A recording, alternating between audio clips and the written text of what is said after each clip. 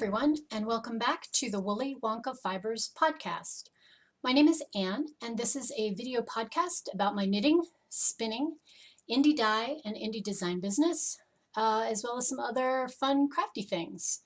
Today is Monday, April. I have to look at my calendar. I don't have any clue what day it is most of the time. 17th, April 17th. I hope everyone is doing well. Tax season is happening. I got mine in last week. I always kind of have a sigh of relief when that's finished. It's just, yeah, very tedious.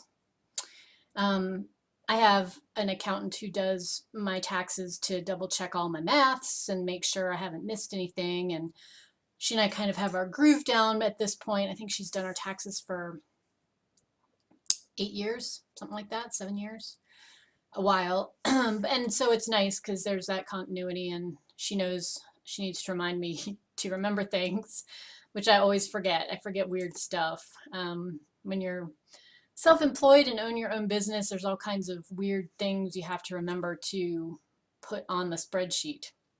So anyway, it is a weirdly warm day here again. We are having some crazy warm weather for April here in northern New Mexico. 77 degrees currently this afternoon. It's about 4 o'clock, so warm and not humid for the rest of the country, but feels kind of humid for us here. We normally are in very low humidity, like upper single digits, maybe 10, 12, 15%. I don't know exactly what it is, but it comparatively feels humid here today. I am taking off for the East Coast on Thursday to visit my parents, as well as do a photo shoot for the summer issue of Knit Filament magazine. And it will be extremely humid there. I'm sure my system will be in shock. It always is when I go back to the East Coast, even though that's where I grew up. And you'd think I would acclimate back to it quickly, but I don't. I just don't. So anyway, let's get started on some fun and interesting kind of crafty things. No shows in April. But my next show that's coming up is the Albuquerque Fiber Fiesta, and that is the weekend of the 19th, 20th, and 21st of May. So Friday, Saturday, Sunday. I hope to see some of you all there if you are in the area, local, or have reason to be in Albuquerque that weekend. I'm not sure what you would necessarily have to do. I did want to show you all some fun items that I've gotten from folks who are participating in the Balloon Fiesta shawl portion of the exhibit. You may remember I'm one of the featured vendors there this year. I actually will be recording an interview with the KUNM, which is the NPR radio station that's based at the University of New Mexico, the last week in April, when I find out some more information about when that interview actually airs, because it's taped, and it's not a live interview, it's taped and then edited and then presented. I will definitely let you guys know about that. So that's kind of a fun thing. I have not had a radio interview before. I've done podcaster interviews, but not radio. So that should be kind of fun. Well, we'll see. More details on that. I do know that you can, if you don't have the ability to listen to this interview live, and it will be a fairly short interview, just by the by, the presenter, whose name is Spencer Beckwith, has a blog page. I will link to it below in the show notes, and he posts the audio clips as well as some descriptive text about the interview itself. So I will link to his page below. If you guys want to favorite it now, I will let you know when that interview happens, goes live, any other details that I know as we get there. So this fun little piece was sent by Kate Hammond. Kate took the balloon motif that's in the Balloon Fiesta shawl, and she did an Afghan square out of it. And I just love that she did something a little different. It's super creative. Wouldn't that make a great, fun washcloth? So she sent me that. And then, let's see, Kathy McKibben sent me her version of the shawl.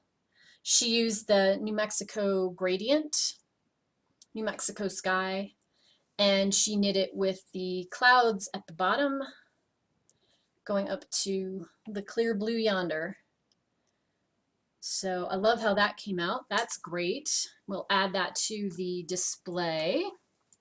So thank you for sending that. And then Karen, who is in Austin, picked one of my gradient packs as opposed to the gradient skein, and she did this gorgeous rendition. She added some extra rows at the top to make the shawl a little bigger because she's tall.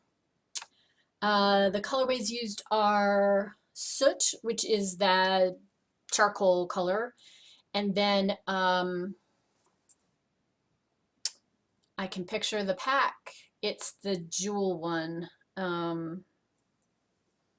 that has the teals and amethyst colors in it. It'll come to me when I quit thinking about it. So thank you all for sending those. It's been fun seeing all the shawls that have come in, all the pieces that have come in, and I bought some display clips for these so we can pop them into the display booth, and I'm really looking forward to seeing that. I will be doing, excuse me, allergies again. I will be doing a set of photos of the exhibition booth so you all can see the shawls, and probably will do a little vlog and pop a video in as part of my normal podcast that weekend. Just a little informational one to give you a walkthrough of the booths in case you are someone who's not local to the area but wants to kind of see how things look.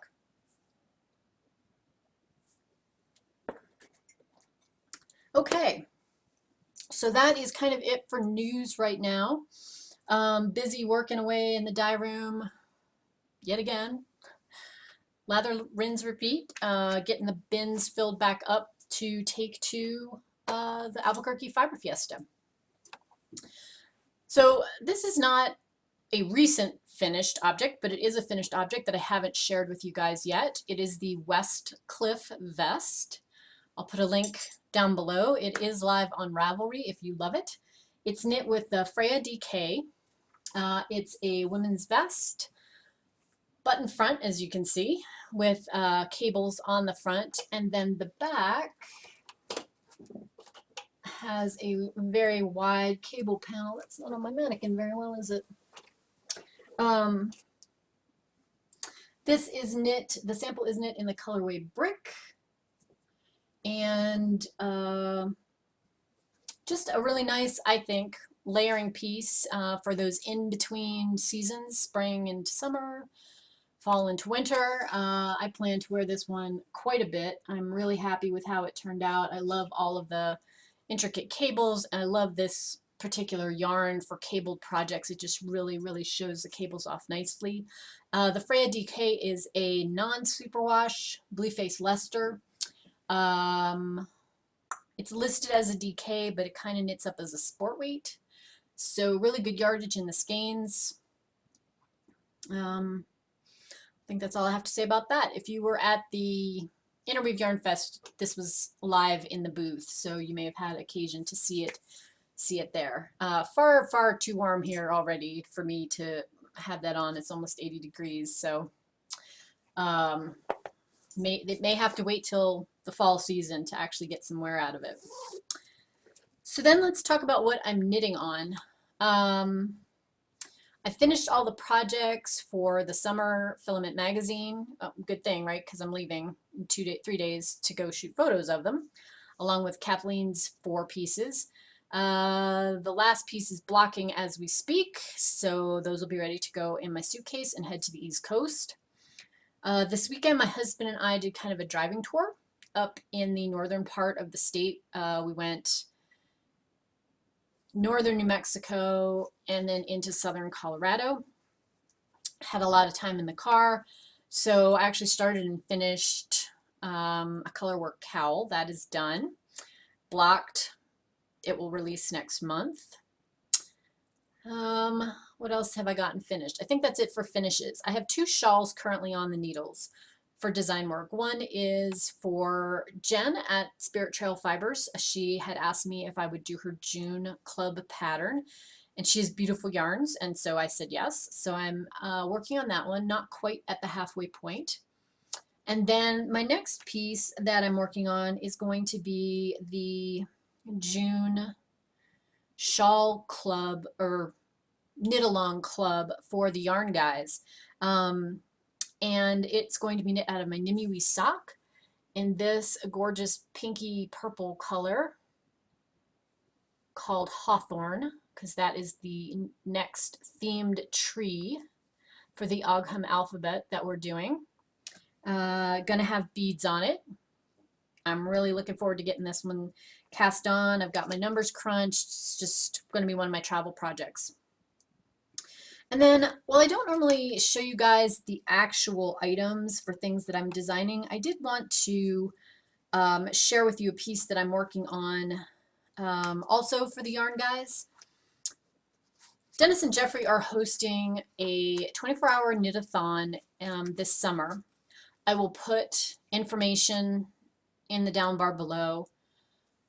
Halos of Hope, they are committed to doing a chemo hat donation, and Dennis is working on, he's going to knit 20 chemo hats between, let's see, I think he started this mid-March and he's going to finish it up mid-July. It's whatever 20 weeks winds up being in that time frame. And they had asked me if I would design a pattern for them. So I said yes. It's a cause near and dear to my heart. I'm happy to do that. So they're using their Petunia Pima cotton. It's a DK weight. This color's a little bluer on the screen than it is in real life. Colors are a little washed out today. We have a lot of haze.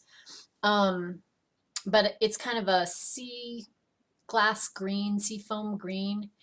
And so when I finish, the pattern will be available, but it's a hat. No great thing there. And since I'm not super far along, I thought I would show you guys how nicely this is knitting up. Just a basic twisted rib, 1x1 twisted rib. And then the rest of the hat will be slightly slouchy, and it will have a pretty kind of ironwork cable on it. I really love this yarn. It's super soft, super great for anything that needs stitch definition in it. Just really delighted to be asked to participate in that. Now, when the pattern goes live, what my plan is that if you would like to knit a hat to donate to the Halos of Hope, and the pattern will probably be live in early May, I'm going to offer a coupon code. It'll be here through the podcast that will get you the hat for free, in the hopes that you will take advantage of that freebie. Grab yourself a copy and a couple of skeins of a DK weight yarn and knit a chemo hat. I know the guys would love to have you send a hat to them to donate, but if you have a local chapter of the Halos of Hope or have some other cancer charity that you would like to donate the hat to, I hope that you will utilize the free pattern for good and knit a hat up to give to someone who needs a little extra support, thoughts, good vibes, all of those things. So stay tuned for that in the next couple of weeks. That's also going to be one of my travel projects, so I'm hoping I can get that if not finished, very close to being finished by the time I'm back from the East Coast. I'm just going for the weekend, so not a huge amount of time, but it is a long flight to and from, so got to keep the needles busy. So that is what I am working on currently for my knitting. Next up, spinning. Let's talk about that. I have an actual finished spin. Since I was kind of in between club fibers for the Willy Wonka Fibers Fiber Club fibers. I don't know, say that 16 times. Confusing much? Sure. I popped into my stash. I pulled out one of my older non-spun fibers. I'm not sure what I had been waiting for, but at any rate, this is something I purchased at the Vermont Sheep and Wool Festival when we lived in Vermont, which was 12, 13, 14 years ago. That's how long that fiber's been in stash. Now, it's a natural dyed fiber. It's a merino silk blend 80/20, and it's dyed with logwood, which is this great, not quite gray, not quite taupe, kind of some purplish undertone colors. Super soft and squishy. Now, I don't think that the dyer is in business anymore. It's the Copper Moth. I'll look and see online. If I can find a link, I'll put it down below, but I don't think she dyes anymore, and really how long ago it was. So I just had 2 ounces of this fiber. Now, to be fair, this fiber has moved to 3 different houses. It was in a kind of crinkly plastic bag, and it was a little bit felted in parts. Some parts were great. Some parts drafted like butter. Some parts not so much. So it's a little bit uneven because I just thought, you know what, I just want to spin it up. It's going to be soft. It's going to be pretty no matter what. But you can see there's some sections like right here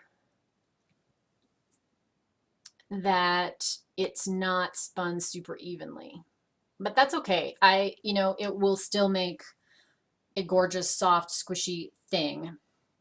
I have 170 yards of a 2-ply and 2 ounces. Putting it in kind of a heavy fingering weight range. Yeah, just really happy that it spun up. So something else out of fiber and into finished, excuse me, hiccups, finished yarn. Done.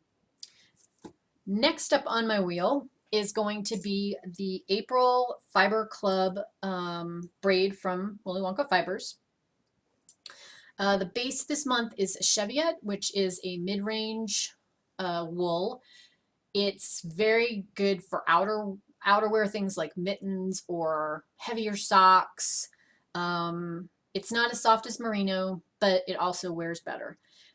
I had 2 colorways this month that were inspired by a gorgeous photograph in the National Geographic. I believe it was from February, and it's a time-lapse photo of the night sky with an ancient cherry tree that's in Japan that has a legend associated with it. And I love the colors in it. They were spring, but not super light. It's actually a very vibrant colorway. So the 2 colorways were, for the tonal dye, Midnight in the Garden, which is a sort of mid-range blurple color, and Under the Cherry Tree, which is this colorway, and I love it. I love it, love it, love it. That blurple, the shots of pink, a little bit of green, some brighter cherry pink color on that. It's a random dye, so there's not a distinct break or organization to the colors. So this is on my wheel next. Cheviot's a really easy fiber, in my opinion, to spin. It's very forgiving. Yeah, I'm loving this one. This, I think, is going to be one of my favorites this year. So if you are in the Fiber Club, you should have your packages. If you don't, hit me up. Let me know. I'll check out the tracking, see where it is. USPS was not on my good list in last month. They had 2 packages that went horribly confused and were so late I couldn't do with them what I needed to do. There were things I needed to take to shows. I didn't have them. I couldn't get stuff photographed. I didn't have stuff in the booth. Just don't even get me started. Anyway. And then in other stash acquisitions, I got the February and, I don't want to tell you wrong, March club fibers from Ocean Wind Knits. I'm really jazzed because Lori is doing Canadian place themed colorways this quarter. So the February club is Lake Louise, Alberta. There's the inspiration photograph. Photo is by Ezra Jeffrey. And it's on superwash merino roving. Here is the colorway. Isn't that going to be a great neutral? I mean, that's going to be a brilliant pair of socks. I already can see that from here. Yeah, loving that one. And then the March club is Quebec, photo by M&E Viajes. Not sure if it's Spanish. Anyway, here's the inspiration photo. Love that. And here is the roving, which is on BFL. Also a great neutral, kind of moss greens.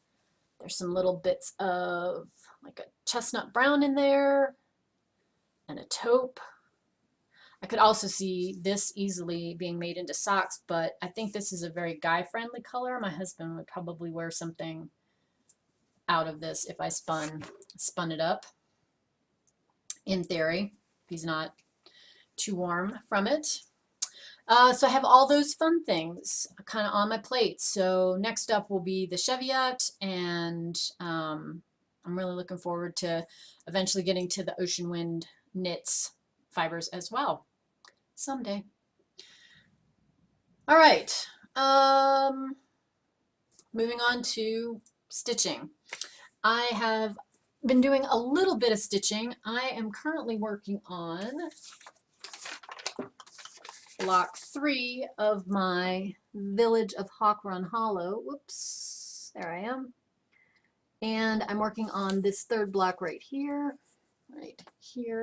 which is City Hall. And this one I'm also doing some personalization on the sign right here. In the original says Hawk Run Hollow, and I'm personalizing it to say Moose Run Hollow. And working on the building right now. So really enjoying this stitch. I love how it's coming out. I'm not stitching it particularly quickly, but I am enjoying it when I have time to sit down and do that. So just adding to it as I go. Just really enjoying it. I love the, I don't know if you guys can see, there's like mortar, the big stones with mortar there. I just love that. I love the detail in this. I think it's wonderful. So that's what I am stitching on currently. And then last but not least, let's talk about what I'm reading. I zipped through the last couple of books, and then I just have not been reading very much at night. My husband and I have been working on some home improvement projects, and so I've been doing that in the evenings rather than reading and knitting, unfortunately.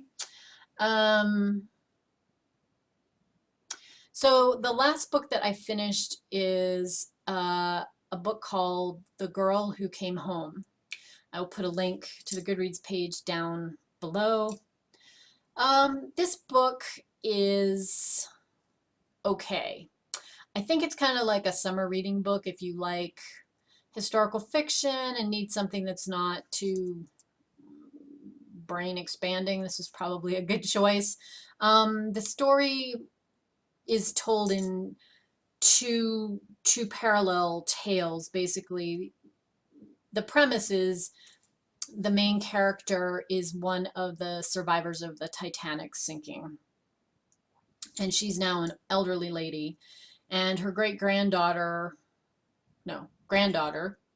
her granddaughter is looking for a good story to submit as her kind of interview piece to a newspaper. She wants to be a journalist.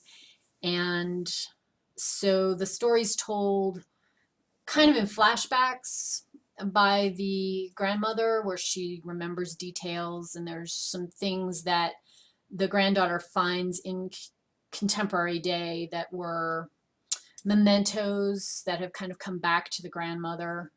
And so she writes the story of what happened to her grandmother and the people she left behind in Ireland and all the things that happen during the sinking of the ship.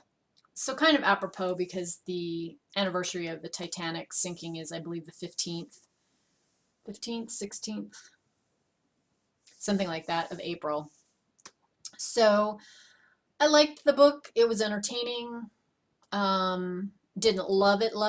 It's just, it's like a quiet little story. It's nothing earth-shattering, and I don't think you'll walk away somehow feeling like you need to mull over this book and the meaning of life. It's just a good story. That's all. So not a bad recommendation, just it's sort of light. It's light reading. And, entertaining. Every book doesn't need to be in depth and, deep. I'm currently reading a book called The Valley of the Moon. I'm about halfway through it. I'm going to hold off saying very much about the book because I'm still a little confused as to what the book thinks it's supposed to be about. The synopsis and reviews I had read of the book led me to think it was one thing, and it kind of started out that way, but now it's something different, and I haven't quite figured out where it wants to go. We'll say that. But I will talk more about that once I finish it. We'll take that along and probably take a backup book along for my trip. I do tend to read a lot. I like to sit and knit and read in the airport. It kind of is my zen, quiet bubble where I don't have to think about much, just wait for my flight announcement. So I think that is about it for this episode. If you are a new listener, viewer, and have gotten this far, thank you very much for choosing to take a little time out of your busy schedule to spend with me. If you're a returning viewer listener, thank you, as always, for spending some time with me. I love hearing from you guys. I love all of your comments. I love your private messages, your likes, your thumbs up, all of that good stuff. If you ever have any comments that you would like me to address or answer a question, please feel free to leave me a comment on the YouTube site. I will be glad to try to do that. You can always catch up with me in my Ravelry group, which is Willy Wonka Fibers on Ravelry. I also have an Instagram account and Facebook account, also Willy Wonka Fibers, and as always, the shop is at www.willywonkafiber.com. So until next time I talk to you guys, which I think will be May already? Yes, it will be May, I think, the next time I record, which is mind-boggling to me. The year is going by so fast. Until next time I talk to you all, I hope you have a wonderful couple of weeks and are enjoying the weather and a little time to craft wherever you are in the world. Take care.